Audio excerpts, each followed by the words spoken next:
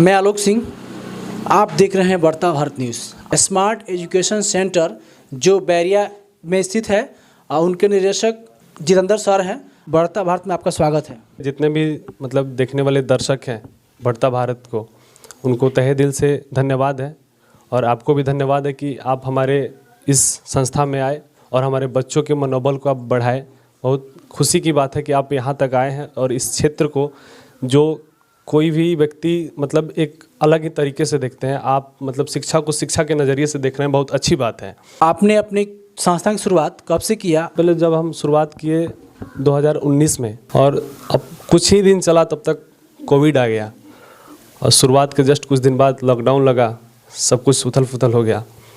फिर जैसे लॉकडाउन टूटा, कोशिश की हम फिर प्रारंभ किए, क्योंकि कहा जाता है कि शिक्षा वो शेरनी का दूध है, जिसने पिया है वो दहाड़ा है। हमने फिर पैर को पीछे नहीं खींचा और आगे बढ़ाए। हम फिर अपने इस संस्था को शुरुआत किए, पुनः से शुरुआत किए और फिर अच्छा से चल रहा है। बच्चों को अच्छे तरह से जितना प्रयास होता है, मेरा रहता है कि हम कोशिश करते हैं कि अच्छा से अच्छा प्रयास करके और बच्चों को कुछ अच्छा शिक्षा दें, ताकि वो भी कुछ ऐसे करें कि मेरा भी नाम हो और वो कुछ बहुत आगे तक जाए।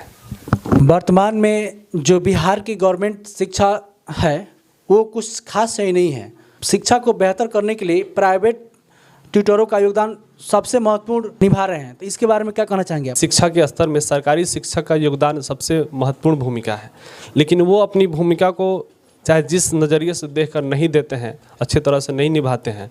हम चाहेंगे कि वो अपनी भूमिका को निभाएं, क्योंकि जो सरकारी शिक्षक होते हैं उनकी अहम भूमिका होती है शिक्षा के योगदान में, और वो अपनी सहनशीलता या चाहे जो हम कह सके वो नहीं दे पाते हैं, क्योंकि उनकी कमी होती है, जिसके वजह से हम लोग जितने प्राइवेट शिक्षक हैं उस चीज़ को पूरा करते हैं। क्योंकि हम लोगों ने भी शिक्षा ग्रहण किया है और वो शिक्षक बने हैं तो वो भी शिक्षा ग्रहण किए हुए हैं, तो उनकी कमी ये होती है कि वो निष्ठापूर्वक शिक्षा नहीं दे पाते हैं। क्योंकि अगर निष्ठापूर्वक वो शिक्षा देते तो शायद हम लोग को ज़रूरत नहीं थी यहाँ पे, हम लोग किसी इसी क्षेत्र में अपना कुछ आगे कर पाते। लेकिन कहीं ना कहीं कमी देखकर हम लोग आगे बढ़ जाते हैं कि शिक्षा को आगे बढ़ाया जाए। और सरकारी शिक्षक जो भी होते हैं, शायद देखने में तो ये भी आता है कि वो खुद जिस स्कूल के टीचर होते हैं उनमें उनके बच्चे नहीं पढ़ते हैं। बहुत निंदनीय बात ये होती है और हम चाहेंगे कि ऐसे समय हम लोग को देखना मिल जा रहा है। अपने बिहार में ज़्यादातर शिक्षा का स्तर बहुत ही डाउन है। सर, छात्रों को क्या संदेश देना चाहेंगे कि आपके संदेश से छात्र बहुत बेहतर कर सकें? छात्रों को हम ये संदेश देना चाहेंगे कि जो हमारे जितने भी एग्ज़ाम देने वाले बच्चे हैं, चाहे भी जिस संस्था में पढ़ रहे हों, वो कोशिश करें कि अच्छा से अच्छा वो एग्ज़ाम में बढ़िया से बढ़िया लिख पाए, एग्ज़ाम को बढ़िया तरीके से दें, क्योंकि हार मानने से कुछ नहीं होता। हमने बहुत पहले पढ़ा था कि लाख दलदल ही सही पर पाँव जमाए रखिए, हाथ खाली ही सही पर उठाए रखिए। कौन कहता है कि छलनी में पानी नहीं रुकता, बर्फ़ बनने तक हौसला बनाए रखिए। आपके अंदर अगर हिम्मत हो तो बहुत कुछ कर सकते हैं, नहीं है तो कुछ भी नहीं हो सकता है। तो सबसे बड़ी चीज़ है हिम्मत। अपनी हिम्मत को आप बनाए रखिए और निष्ठापूर्वक अपने एग्ज़ाम को दीजिए। आपको हार्दिक शुभकामनाएं हैं कि आप एग्ज़ाम में बहुत अच्छे से सफल हो पाएंगे। जो बच्चे यहाँ पे उपस्थित हैं उनसे मैं कुछ पूछना चाह रहा हूँ। बिल्कुल।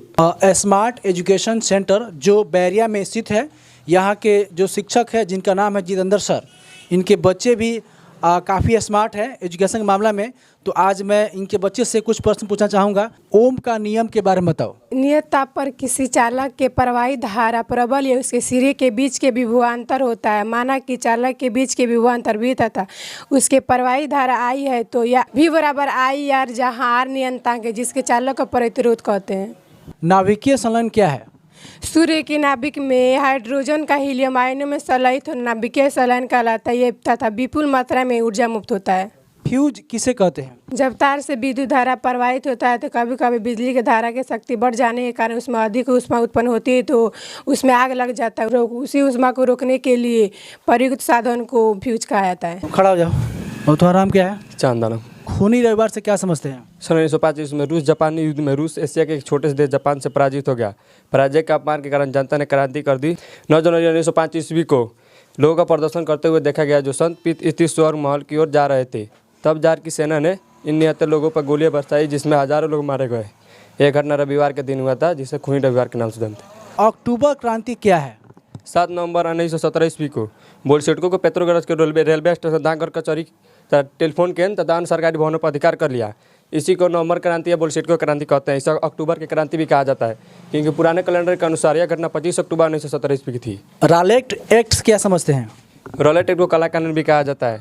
यह अंग्रेजों को द्वारा चलाया गया एक जिसमें किसी भी व्यक्ति को बिना किसी साक्ष्य वारंट के किसी समय कभी भी गिरफ्तार कर लिया जाता था। इस एक्ट के विरोध में महात्मा गांधी ने एक सत्याग्रह सभा आयोजित की, जिसमें लोग गिरफ्तारी दी गई। तुम्हारा नाम क्या है? सानिया खातून। गैरिबाल्डी पेशे में क्या था? नाविक। यूरोप का मरीज किसे कहा गया है? तुर्की को। जालियांवाला बाग हत्याकांड कब हुआ था? 13 अप्रैल 1919। ठीक है। सर कैसे पढ़ाते हैं आप लोग? बहुत अच्छा पढ़ाते हैं। तो आपकी संस्था का स्कोर कहाँ तक जा सकता है? 450। प्रश्न है समाज से, सर्वहारा वर्ग किसे कहते हैं? समाज के वह लाचार वर्ग जिसमें गरीब, किसान, कृषक, मजदूर, सामान्य मजदूर तथा आम गरीब लोगों शामिल हो, उसे सर्वहारा वर्ग कहते हैं। बोलो पाई क्या है? अपरमेय संख्या। और रूट 4 क्या है? परमेय संख्या। और 1/2 क्या है? अपरमेय संख्या। और तुम्हारा नाम क्या है? जेबा फातिमा। आपसे मैथ में प्रश्न है कि 1/cos क्या होता है? सेक होता है। 1/sec क्या होता है? Cos theta. sin/cos क्या होता है? Tan theta. और 1/tan क्या होता है? Cot theta. sin 90 का मान कितना होता है? 1। और cos 0 का मान कितना होता है? 1। tan 45, 1। cot 45। 1। एक सिक्के को एक बार उछाला जाए तो जीत आने की प्रक्रिया क्या होगी? 1/2। तुम्हारा संस्था का स्कोर कहाँ तक जा सकता है? हाई लेवल तक। ये प्रयास कैसा लगा आपको? आप हमारे स्मार्ट कोचिंग सेंटर में आए, ये आपका प्रयास बहुत अच्छा लग रहा है कि आप शिक्षा से जुड़ रहे हैं हम लोग को। चलो थैंक्स बढ़िए। आपसे मेरा मैथ में प्रश्न होगा, alpha plus beta equal to क्या होता है? -b/a। अल्फा इंटू बीटा क्या होता है? c/a। बॉडी का सूत्र क्या होता है? b² - 4ac। वृत्त की परिधि क्या होता है? 2πr। देख सकते हैं कि ये स्मार्ट एजुकेशन सेंटर के बच्चे वाकई में स्मार्ट हैं और काफ़ी स्मार्ट तरीक़ा से ये सभी का जवाब दिए और हम यही उम्मीद करते हैं कि बच्चे का भविष्य बेहतर हो, क्योंकि सर ने काफ़ी बेहतर शिक्षा दिया है। सर को आग्रह करें कि वो यहाँ आएँ। जो बच्चे गरीब हो, असहाय हो या मेधावी हो, जो साइंस की या कॉमर्स की पढ़ाई नहीं कर पाते हैं पैसे के अभाव में, तो बढ़ता भारत न्यूज़ की तरफ से 12,000 रुपये का स्कॉलरशिप दिया जा रहा है। जो बच्चे साइंस जो करना चाहते हैं उनके लिए, और जो कॉमर्स करना चाहते हैं उनके लिए 7,000 रुपये का डिस्काउंट कूपन दिया जा रहा है। हम लोग का जो प्रयास चल रहा है ये कैसा लग रहा है आपको? सबसे पहले तो हम आपके इस बढ़ता भारत चैनल को बहुत बहुत धन्यवाद देंगे कि आप शिक्षा के क्षेत्र को आगे बढ़ाना चाहते हैं, और हम सभी मतलब जितने भी शिक्षक हैं या फिर हमारे जो बच्चे हैं इनके मनोबल को आप बढ़ा रहे हैं। सबसे पहले बहुत बहुत आपका धन्यवाद है कि इस क्षेत्र में, इस शिक्षा के क्षेत्र में आप आगे लेकर जाना चाहते हैं बच्चों को। बहुत अच्छी बात है, आपका धन्यवाद है। थैंक्स।